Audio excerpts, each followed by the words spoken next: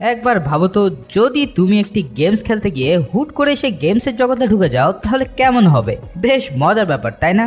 ঠিক এমনই এক ঘটনা ঘটেছিল এই চারজন টিনেজারের সাথে, যারা পুরানো একটি গেম খেলতে গিয়ে চলে যায় ভিডিও গেমসের মধ্যে। বলছিলাম 2017 সালে মুক্তি পাওয়া Jumanji welcome to the jungle মুভির কথা। যারা 90 দশকের নিয়মিত টিভি দর্শক ছিলে তারা হয়তো জুমানজি কার্টুনটি একবার হলেও দেখেছো। তখন কিছু না বুঝলেও আমার খুব ভালো লাগতো সেই কার্টুনটি। সেই কার্টুনটির কাহিনীকেই এবার রূপালী পর্দায় নিয়ে এসেছে ডিরেক্টর। মুভিটি অস্থির লেভেলে সুন্দর আর হেভি মজার, তাই একটি লাইক দিয়ে রেডি হয়ে যাও মুভিটি দেখতে। আর নতুন হলে সাবস্ক্রাইব করে দিতে মিস করো না কিন্তু। তো আর প্যাচাল না পেরে চলো শুরু করে দেই আমাদের বাংলা মুভি এক্সপ্লেনেশন। 1966 সালের সিন দিয়ে মুভি শুরু হয়। সেখানে অ্যালেক্স নামের একটি ছেলের বাবা একদিন বিচে জগিং করার সময় অদ্ভুত এক গেমিং বক্স খুঁজে পায়, যার নাম ছিল জুমানজি। তার ছেলে ছিল গেমখোর পাবলিক, তাই তার বাবা এটা অ্যালেক্সের কাছে নিয়ে এসে দেয়। অ্যালেক্স দেখে বলে, দূর, এ তো মেলা পুরানো জিনিস মনে হচ্ছে। তাই সে গেম বক্সটি ইগনোর করে। কিন্তু রাতের বেলা সেই গেম থেকে এক সবুজ আলো বের হয়, আর সেই গেমের মধ্যে অ্যালেক্স অনিচ্ছাকৃতভাবেই ঢুকে পড়ে। মুভির সিন শিফট হয় 26 বছর পরের বর্তমানে, যেখানে আমরা কিছু ক্যারেক্টারের সাথে পরিচয় হই। এর মধ্যে স্পেন্সার নামের এক ব্রিলিয়ান্ট ও ভদ্র ছেলের সাথে আমাদের সাক্ষাৎ হয়। ফ্রেজ নামে তার এক বন্ধু ছিল যে কিনা সবসময় নিজেকে নিয়ে পার্টে থাকতো, আর মাঝে মাঝে স্পেন্সারকে দিয়ে নিজের হোমওয়ার্ক করিয়ে নিত। এখানকার এক সিনে আমরা সেই 26 বছর আগের অ্যালেক্সের বাড়ি দেখতে পাই, যে কিনা রাতের আধারেই গায়েব হয়ে গিয়েছিল। বাড়িটি একদম পোড়া বাড়ি হয়ে গিয়েছিল, আর সেখান থেকে অ্যালেক্সের বাবা বের হয়ে বলে, এই বাড়ির সামনে তোমরা কখনো আসবে না, না হয় তোমরাও একদিন আমার ছেলের মতন হারিয়ে যেতে পারো। স্পেন্সার যে স্কুলে পড়তো সেখানে ব্যাথিনি নামে এক টিকটকার পাগল মেয়ের সাথে আমরা পরিচয় হই, যার ঘুম থেকে উঠেই প্রধান কাজ থাকতো ফোন নিয়ে নিজের ভিডিও আপলোড করা। এছাড়াও মার্থা নামের এক মেয়েকে আমরা দেখতে পাই, যে কিনা খুবই ইন্ট্রোভার্ট টাইপের। স্কুলের পড়াশোনা নিয়ে সে খুব সিরিয়াস। স্পেন্সার আবার তাকে দেখলে কুচকুচ হোতাহের মতন ফিলিংস আসতো। এদিকে স্পেন্সার ও ফ্রেজকে হোমওয়ার্ক কপি করার দায়ে, ব্যাথিনি খালি মোবাইল টেপাটিপির জন্য আর মার্থাকে স্পোর্টস ইভেন্টে যোগ না দেওয়ার জন্য স্কুল কর্তৃপক্ষ থেকে তাদেরকে উত্তম পুরস্কার প্রদান করা হয়। পুরস্কার স্বরূপ তাদেরকে ডিটেনশন মোডে পাঠিয়ে দেওয়া হয়, যেখানে তাদের সবার কাজ থাকবে একটি রুম পরিষ্কার করা। এটা স্কুলের অনেক পুরাতন একটি রুম ছিল, চারিদিকে অসংখ্য কাগজে ভরা, আর তাদের কাজ ছিল সেই কাগজগুলো থেকে স্ট্যাপলার পিন রিমুভ করা। ব্যাথিনি এখানে এসেও চিল মোডে আছে। সবাই কাজ করলেও সে বলে, এইসব ছোটখাটো কাজ আমি করি না, কারণ এতে করে তার নখ অপরিষ্কার হয়ে যাবে। এমন পাগল টিকটকারের কথা শুনে সবাই ইগনোর করে এবং নিজেদের কাজ করতে থাকে। তখন স্পেন্সার একটি ঝুড়ির মধ্যে অনেক পুরাতন একটি বক্স দেখতে পায়। সে বক্সের গায়েও জুমানজি লেখা ছিল।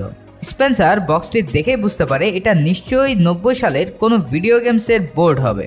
তাই সে পাশে থেকে একটি টিভি দেখে সেখানে স্পেন্সার ওই গেমটি কানেক্ট করে দেয়। তাদের কাছে 4টা কন্ট্রোলার ছিল, তাই স্পেন্সার সবাইকে ইনভাইট করে গেমসটি খেলার জন্য। প্রথমে সবাই বাকওয়াস ভেবে গেমটি খেলতে চায় না, কিন্তু স্পেন্সার সবাইকে কনভিন্স করে গেমটি খেলার জন্য। এই গেমসের 4টা ক্যারেক্টার ছিল। একটি ক্যারেক্টারের নাম ছিল ব্রেভ স্টোন, যেটা স্পেন্সার সিলেক্ট করে। ফ্র্যাঙ্কলিন মুস ফিনবার সিলেক্ট করে ফ্রেজ, যে ছিল একজন জিওলজি এক্সপার্ট। ব্যাথিনি নেয় প্রফেসর শ্যালি ওবেরনের ক্যারেক্টার, যে ছিল কার্টোগ্রাফি এক্সপার্ট। সর্বশেষ মার্থা নেয় রুবি রাউন্ডি হাউসকে, যে ছিল অস্থির লেভেলের মারামারি এক্সপার্ট। সেখানে আরও একটি ক্যারেক্টার ছিল জেফারসন নামে, কিন্তু সেটা আগেই কেউ ইউজ করে ফেলেছিল। যাই হোক, সবাই গেমে এন্ট্রি দেওয়ার পর এক অদ্ভুত সাউন্ড শুনতে পায়, আর সবুজ রঙের এক আলো এসে সবাইকে গেমসের মধ্যে নিয়ে যায়। আর এখান থেকে শুরু হয় আসল কাহিনী। পরের সিনে আমরা ডুইন জনসন বা দ্য রককে দেখতে পাই। আসলে সেটা ছিল স্পেন্সার। গেম শুরু করার সময় তারা যে যে ক্যারেক্টার সিলেক্ট করেছিল সবাই এখন সেই ক্যারেক্টারের মধ্যে ঢুকে গিয়েছে। যেমন ফ্রেজ হচ্ছে এই লোক, মার্থা হচ্ছে রুবি রান্ডি হাউস, আর মজার ব্যাপার হচ্ছে ব্যাথিনি মেয়ে থেকে ছেলে হয়ে শ্যালিন ওবেরন হয়ে গিয়েছে। সবাই তো হাউমাউ শুরু করে দেয়। তারা এক ভয়ঙ্কর জঙ্গলে চলে এসেছে যার নাম জুমানজি। এদিকে ফ্রেজ স্পেন্সারের এমন পাওয়ারফুল বডি দেখে হিংসা করতে করতেই মরে যায়। অন্যদিকে মার্থা এসব শর্ট ড্রেস দেখে নিজে লজ্জায় মরে যায়। আর ব্যাথিনি তার মোবাইল হারিয়ে যাওয়ার কষ্টেই বাঁচে না। তখন সবাই নিজেদের হাতের মধ্যে 3টি কালো দাগের ট্যাটু দেখতে পায়, কিন্তু তারা বুঝতে পারছিল না এই ট্যাটু কিসের জন্য এলো। এদিকে ব্যাথিনি ফোন খুঁজতে গিয়ে এক বিশাল বড় হিপ্পো এসে তাকে মচ করে খেয়ে ফেলে। এটা দেখে তো সবার কলিজা শুকিয়ে যায়। কিন্তু কিছুক্ষণের মধ্যেই আবারও ব্যাথিনি আকাশ থেকে অক্ষত অবস্থায় তাদের সামনে পড়ে।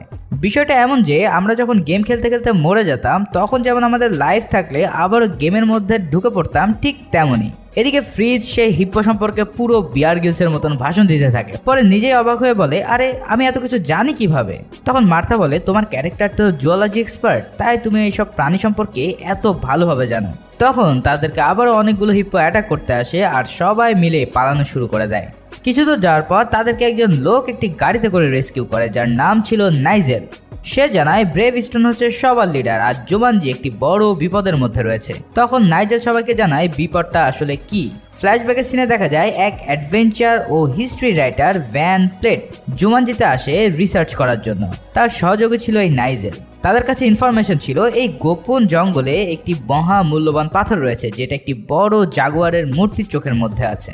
ভ্যানের সেই বিষয়ে বই লেখার কথা, কিন্তু সে লোভের ফাঁদে পড়ে গিয়ে সে ম্যাজিক্যাল পাথর সে মূর্তি থেকে তুলে নিয়ে নিজের কাছে রাখে। ফলে ভ্যান বিশাল শক্তির মালিক হয়ে যায় আর পুরো জঙ্গল অভিশপ্ত হয়ে পড়ে, যার ফলে এখন সে পুরো জঙ্গলের সকল প্রাণীকে কন্ট্রোল করতে পারত।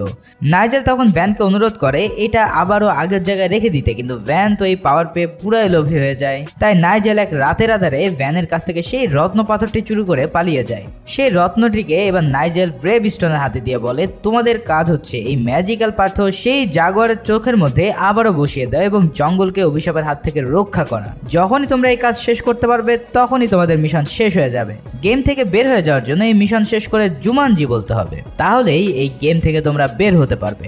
যাবার আগে নাইজেল জুমানজির ম্যাপ দিয়ে দেয় আর বলে জুমানজির বাজারে যাবে আর সেখানে মিসিং পিস মানে হারানো কিছু একটা খুঁজে বের করবে। তাতে কেউ বুঝতেই পারে না যে কি এই মিসিং পিস। এদিকে স্পেন্সার সে ম্যাপ ওপেন করে দেখে সেটা তো পুরাই সাদা, কিছুই লেখা নেই তাতে। কিন্তু বেথনি যখন দেখে তখন বলে, তোমরা কি কানা নাকি? আমি তো সবই দেখতে পাচ্ছি। তখন মার্থা বলে, তুমি তো ম্যাপ এক্সপার্ট শার্লিন ওবেরন, তাই তুমি যা দেখতে পারবা আমরা তা দেখতে পারবো না। তখন স্পেন্সার তার বুকের বাম পাশে হাত দিলে সাথে সাথে একটি উইন্ডো ওপেন হয়। সেখান থেকে সে দেখতে পারে তার কি কি পাওয়ার আছে আর কি কি দুর্বলতা আছে। স্পেন্সার মানে ব্রেভস্টোনের পাওয়ার হলো স্পিড, ফিয়ারলেস, ক্লাইম্বিং, বুমারিং ইত্যাদি, কিন্তু তার কোনো উইক পয়েন্ট নেই। মার্থা বলে, আরে এই মেনু কিভাবে বের করলে? ফ্রেজ বলে, তোমার বুকের বাম পাশে চাপ দিলেই এটা বের হবে, দাও আমি বের করে দিচ্ছি। মার্থা বলে, এটা করার নাম আমার গায়ে হাত দেওয়ার ধান্দা, তাই না? তখন মার্থা তার মেনু ওপেন করে দেখা যায় তার পাওয়ার হচ্ছে ক্যারাতে, আকিদো, ড্যান্স ফাইটিং, আর দুর্বলতা হচ্ছে ভ্যানম মানে বিষ, অর্থাৎ বিষাক্ত কোনো কিছু তাকে কামড়ালেই তাকে মরতে হবে। বেথনি দেখে তার পাওয়ার হচ্ছে ম্যাপ খুঁজে বের করা, হিস্ট্রিক্যাল অ্যানালাইসিস, ফসিল অ্যানালাইসিস এসব। এবার ফ্রেজের পালা। বেচারা দেখে সবার মধ্যে তার দুর্বলতার লিস্টই সবচেয়ে বড়। কেক তার দুর্বলতা, মানে কেক খেলেই সে ফুটুস।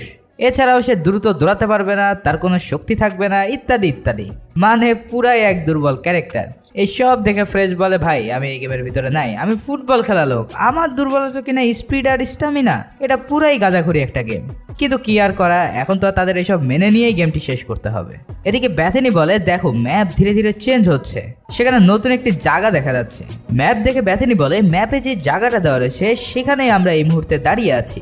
বলতে না বলতেই অনেকগুলো মোটরসাইকেল নিয়ে গুন্ডারা সেখানে হাজির হয়ে যায় আর তাদের কাছ থেকে সেই মূল্যবান পাথর কেড়ে নেওয়ার জন্য চেষ্টা করতে থাকে। সবাই তো দৌড়িয়ে পালাতে থাকে, কারণ এখনো তারা তাদের পাওয়ার কিভাবে কাজে লাগাতে হবে তা জানতো না। স্পেন্সার দৌড়ানোর সময় দেখে সে মারাত্মক লেভেলের জোরে দৌড়াতে পারে। মার্থার সামনে গুন্ডা এসে পড়লে সে এক উড়ন্ত কিক দিয়ে তাদের কুপকাত করে দেয়। তখন সে বুঝতে পারে সে এখন ব্রুসলির এক্স গার্লফ্রেন্ড হয়ে গিয়েছে।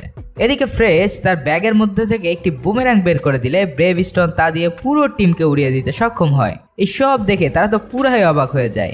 এদিকে তারা পালাতে পালাতে এক জলপ্রপাতের সামনে এসে পড়ে। তাদের সামনে আর কোনো রাস্তা না থাকার কারণে তারা বাবা গো মা গো বলে পানিতে ঝাঁপ দেয়। ফলে তাড়া করা গুন্ডারাও তাদেরকে ফেলে চলে যায়। কিন্তু পানি থেকে উঠে মার্থা দেখে তাকে বিষাক্ত কিছু কামড় দিয়েছে আর মার্থার ভ্যানম ছিল উইকনেস, তাই সে সেখানেই ডেড হয়ে যায়। কিন্তু নিয়ম অনুযায়ী সে আবারও গেমে ব্যাক করে। তখন স্পেন্সার লক্ষ্য করে তাদের হাতে যে 3 দাগ ট্যাটু ছিল আসলে সেগুলো তাদের লাইফ লাইন। বেথনি আর মার্থা একবার করে মরে গিয়েছে দেখে তাদের আর মাত্র 2টো লাইফ বেঁচে আছে। যদি তারা সব লাইন শেষ করে ফেলে তাহলে এই গেমের মধ্যেই তাদেরকে আজীবন আটকে থাকতে হবে আর কোনোদিন তারা বাড়ি যেতে পারবে না। তাই স্পেন্সার সবাইকে খুব সাবধানে চলতে বলে যাতে আর কোনো লাইফ শেষ না হয়, আর এর জন্য সবাইকে একসাথে হাতে হাত মিলিয়ে ও ভরসা করে চলতে হবে। এদিকে ফ্রেজ বলে, আমার হিসুতে পেট ফেটে যাচ্ছে, আমি আগে মূত্র বিসর্জন দিয়ে আসি। বেথিনিও বলে, আমারও সেম অবস্থা, কিন্তু আমি তো জানি না ছেলেটা কিভাবে এই বিসর্জন দেয়। তাই ফ্রেজকে সে হেল্প করার জন্য অনুরোধ করে। ফ্রেজ তাকে ডিরেকশন দিতে থাকে যে কিভাবে এই কাজ সম্পূর্ণ করতে হবে। বেথনি তো তার নিউ এক্সপিরিয়েন্স দেখে পুরো টাস্কি খেয়ে যায়। সে বলে, আরে ছেলেদের জন্য এই কাজ তো খুব সহজ। ইস, আমার যদি এখন টিকটক থাকতো তাহলে আমি ভিডিও করে মেলা ভিউ পাইতাম। ভাই রে ভাই, ওরা কেউ থামা। এবার তারা ম্যাপ ধরে সেই বাজারের দিকে রওনা হয়, কিন্তু পথের মধ্যে ফ্রেজ স্পেন্সারকে বকতে থাকে যে তোমার কারণে আজকে আমার এই অবস্থা। তুই যদি আমারে ভালো করে হোমওয়ার্ক করে দিতি তাহলে আমার আজ এখানে থাকা লাগতো না। এক কথা দু কথায় তাদের মধ্যে ভালোই গ্যাঞ্জাম লেগে যায়, আর তখনই ফ্রেজ ধাক্কা দিয়ে স্পেন্সারকে ফেলে দিয়ে তার একটি লাইফ খেয়ে দেয়। পরে স্পেন্সার আবার ফিরে এসে তাকে আচ্ছা করে খেলাতে থাকে আর বলে এইভাবে পাগলামি করে আমাদের লাইফ নষ্ট করা যাবে না। সবাই একসাথে না থাকলে আমরা এখান থেকে কেউই বের হতে পারবো না। এর কিছু দূর যাওয়ার পরে তারা সেই বাজারের খোঁজ পায়। সেখানে গিয়ে অনেক খাবার দেখে সবাই কপাকপ করে খাইতে থাকে, কিন্তু সেই খাবারের মধ্যে ছিল কেক, আর সেটা না বুঝে খেয়ে ফেলার কারণে ফ্রেজ বোমের মতন ফেটে গিয়ে অক্কা পায়। পরে অবশ্য সে আবার ফিরে আসে সেখানে। এবার একটি ছোট্ট ছেলের সাথে তাদের দেখা হয়। তাকে মিসিং পিস সম্পর্কে জিজ্ঞেস করতে সেই ছেলেটি তাদেরকে বলে তোমরা যা খুঁজছো আমি কিন্তু সেটা জানি। তখন সে একটি রুমে নিয়ে গিয়ে বলে এই ঝুড়ির মধ্যেই তোমাদের সেই মিসিং জিনিসটা রয়েছে, তবে সাবধান, এটা নেওয়ার সময় কোনোভাবে চোখের পলক ফেলা যাবে না, আর একে অপরের উপর ভরসা না করলে এই জিনিস তোমরা পাবে না। সবাই ভয়ে ভয়ে সেই ঝুড়ির দিকে এগিয়ে যায়। স্পেন্সার সাহস করে সেই ঝুড়ি খুলতে সেখান থেকে এক বিশাল বড় ব্ল্যাক মাম্বা বের হয়ে যায়। ভয়ের সাথে সাথে সে আবার ঝুড়িটি অফ করে দেয়। এবার ব্যাথিনি বলে আমি যেহেতু অভিনয় এক্সপার্ট তাই আমার চোখের পলক সহজেই পড়ে না, তাই আমি ট্রাই করি সাপটাকে ডিস্ট্রাক্ট করতে, আর তুমি এই ফাঁকে ঝুড়ির ভিতরে থাকা জিনিসটি বের করে নিও। তার প্ল্যান অনুসারে সবার কাজ শুরু হয়, কিন্তু সাপ যখন তার ভেলকি দেখানো শুরু করে ব্যাথিনি চিৎকার করে ওঠে আর সাপ মার্থাকে অ্যাটাক করতে যায়। কিন্তু তখনই স্পেন্সার সেই সাপটিকে ধরে ফেলে, আর জুওলজি এক্সপার্ট হওয়ার কারণে ফ্রেজ সেই সাপের বিষ দাঁত ভেঙে তাকে বিষহীন করে ছেড়ে দেয়। এবার তারা সেই ঝুড়ির মধ্যে একটি কাগজ খুঁজে পায়। সবাই ভাবে এটা হয়তো ছেঁড়া ম্যাপের বাকি অংশ হবে, কিন্তু সেটা ওপেন করে দেখে সেখানে একটি হাতির মূর্তি দেওয়া আছে, আর কাগজে লেখা রয়েছে যখন আমাকে দেখতে পাবে তখন আমার উপর উঠে পড়বে। এই সব কিছুর আগামাথা কিছুই বুঝতে পারছে না তারা। এদিকে সেই ভ্যান তার সাঙ্গপাঙ্গ নিয়ে তাদের পিছু পিছু এখানে উপস্থিত হয়ে যায়। এক ষাঁড়ের মতন গুন্ডা স্পেন্সারকে অ্যাটাক করে। স্পেন্সার তার কিং অফ ফাইটার গেম খেলার এক্সপিরিয়েন্স দেখিয়ে সবাইকে দুমদাম করে মারা শুরু করে দেয়। ভিলেন ভ্যান সেখানে উপস্থিত হয়ে তাদেরকে সেই ম্যাজিক্যাল পাথর দিয়ে দিতে বলে, কিন্তু সেই সময় এক ব্যক্তি এসে তাদেরকে পালিয়ে যেতে সাহায্য করে।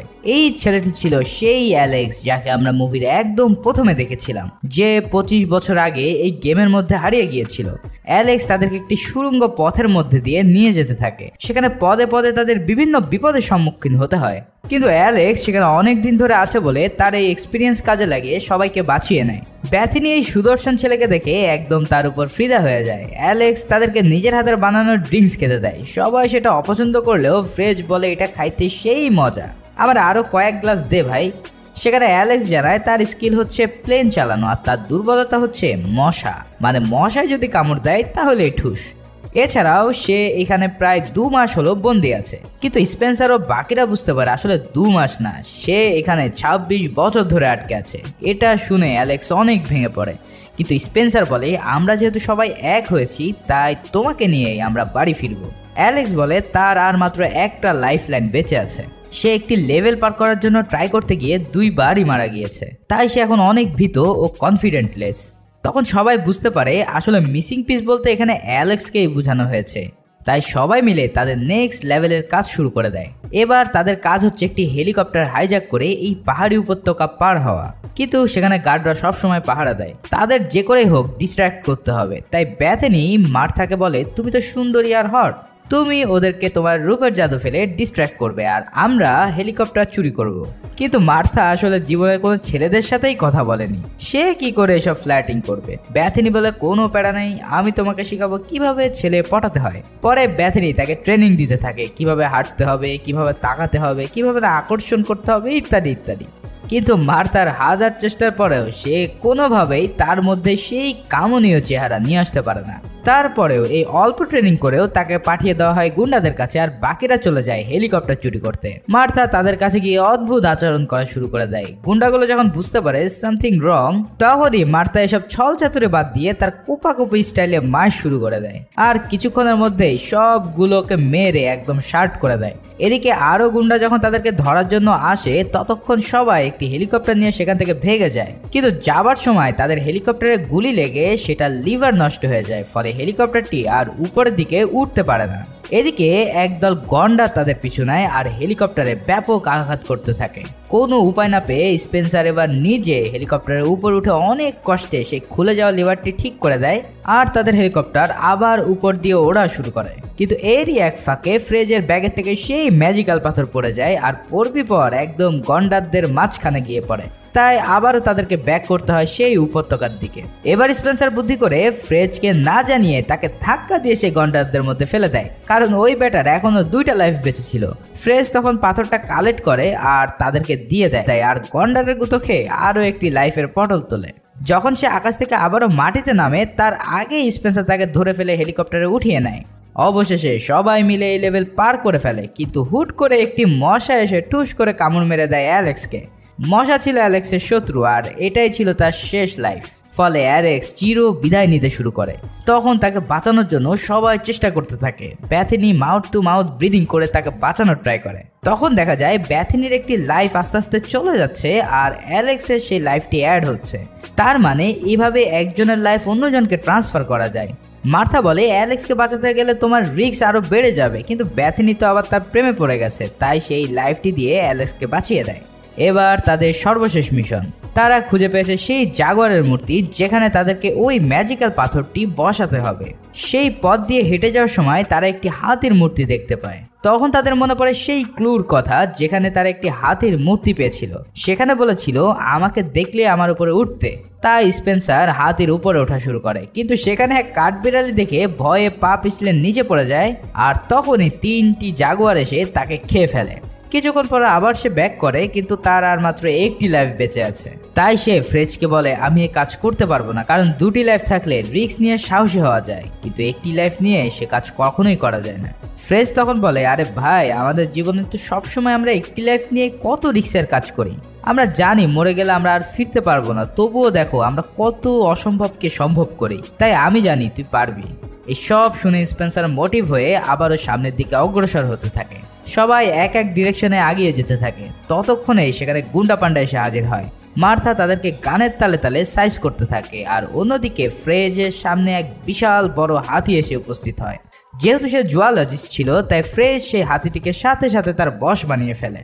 কিছুক্ষণের মধ্যেই সেখানে মেইন ভিলেন ভ্যান উপস্থিত হয় আর ব্যাথিনিকে হোস্টেজ বানিয়ে স্পেন্সার কাছ থেকে সেই পাথরটি চায়। স্পেন্সার জানায় সেটা তার কাছে নেই। তখনই বিশাল এক হাতি নিয়ে ফ্রেজ সেখানে উপস্থিত হয় আর ভ্যানের পালিত চিতাবাঘগুলোর সাথে ফাইট করতে থাকে। একসময় ফ্রেজের হাত থেকে সেই মহামূল্যবান পাথরটি পড়ে যায়। অ্যালেক্স এবার ভ্যানকে মেরে কাট করে দেয় আর মার্থা স্পেন্সারকে বলে তুমি বাইক নিয়ে জাগরের মূর্তির উপর উঠে যাও, আমি যে করেই হোক তোমাকে এই জুয়েলটি পৌঁছে দেব। তখন স্পেন্সার বাইক স্টার্ট করে দেয় আর মার্থা চলে যায় সে পাথর নেওয়ার জন্য, কিন্তু সেখানে গিয়ে দেখে জায়গাটা পুরোই সাপে গিজগিজ করছে, কিন্তু এছাড়া আর কোনো উপায় নেই হাতে। সে খুব সতর্ক হয়ে সাপদের কাছ থেকে আস্তে করে জুয়েলটি তুলে নেয়, কিন্তু ততক্ষণে সেখানে ভ্যান উপস্থিত হয়ে সব সাপগুলোকে কন্ট্রোল করে ফেলে আর হুমকি দেয় যে যদি এটা আমাকে না দাও এক্ষুনি তোমাকে সাপের কামড় খেয়ে মরতে হবে। ইতিমধ্যে স্পেন্সার প্রায় ওই মূর্তির উপরে চলে যায় আর তখনই মার্থা বুদ্ধি করে নিজেই সাপের কামড় খেয়ে নেয় যাতে সে এখান থেকে ভ্যানিশ হয়ে যেতে পারে। যখন সে আবার ব্যাক করে সেই সময় তার হাতে থাকা জুয়েলটি অনেক কষ্টে স্পেন্সারের হাতে ট্রান্সফার করে দেয় আর স্পেন্সার সেই জুয়েলটি জাগুয়ারের চোখের মধ্যে বসিয়ে দেয়। কিন্তু মজার ব্যাপার হচ্ছে এর পরেও কোনো কিছুর পরিবর্তন হয় না। তখন সবাই মিলে মনে করে মিশন শেষ করে তো আমাদেরকে জুমানজি বলে ডাকতে হবে, তাই সবাই মিলে জুমানজি জুমানজি বলে চিল্লাতে থাকে আর তখনই জুয়েলটি অ্যাক্টিভ হয়ে যায় আর সেই পুরো জঙ্গল এবার অভিশাপ মুক্ত হয়ে আবার আগের মতন হয়ে যায়। মিশন শেষ, এবার যাবার পালা। নাইজেল সেখানে উপস্থিত হয় আর একে একে তার সাথে হাত মিলিয়ে সবাই আবার গেম থেকে বের হয়ে যেতে থাকে, কিন্তু স্পেন্সার মার্থাকে বলে আমি তোমার সাথে এখানে থেকে যেতে চাই ঠিক এভাবেই। মার্থা তখন বলে তুমি আগে যেমন ছিলে সেটাই আমার জন্য অনেক যথেষ্ট, আমরা আসল জীবনেও এভাবে সাহসিকতা নিয়ে বেঁচে থাকতে চাই। তার কথায় মোটিভ হয়ে মার্থা ও স্পেন্সারও গেম থেকে বের হয়ে আগের সেই রুমে চলে যায়। এখানে এসে ব্যাথিনি আগে চেক করে যে তার সব কিছু ঠিকঠাক আছে কিনা। সব চেক করার পর দেখে না ঠিক আছে এবং সবাই অনেক আনন্দিত হয়ে পড়ে, কিন্তু তারা অ্যালেক্সকে সেখানে দেখতে পায় না। তখন সবাই মিলে অ্যালেক্সের বাড়ির দিকে গেলে দেখে তার সেই পোড়া বাড়ি এখন একদম ঝকঝক করছে। তার মানে অ্যালেক্স সেই 25 বছর আগেই ফিরে গিয়েছিল। সে এখন বিয়ে করে পরিবার নিয়ে একদম সুখে আছে। তাদের চারজনকে দেখে অ্যালেক্স চিনে ফেলে আর বলে, আমি এসে ব্যাথনিকে অনেক খুঁজেছি কিন্তু আসলে পাইনি, কারণ আমি আমার টাইম লাইনে ফিরে এসেছিলাম। বিয়ের পর আমাদের প্রথম সন্তানের নাম রেখেছি ব্যাথনি। এসব শুনে ব্যাথনি সহ সবাই অনেক খুশি হয়ে যায় আর পরে সেই জুমানজি গেম বক্স নিয়ে তা ভেঙে গুঁড়ো গুঁড়ো করে ফেলে। আর কোনোভাবেই তারা সেই ভয়ঙ্কর জায়গায় যেতে রাজি না। এরই মধ্যে দিয়ে মুভিটি এখানেই শেষ হয়। তবে এরও কিন্তু দ্বিতীয় পার্ট আছে, আমি চেষ্টা করবো সেটাও এক্সপ্লেন করতে। ভিডিওটি কেমন লেগেছে তা অবশ্যই কমেন্টসের মাধ্যমে জানিও, সেই সাথে লাইক এবং সাবস্ক্রাইব করে দিতে ভুলো না। সবাই ভালো থেকো, সুস্থ থেকো, ধন্যবাদ।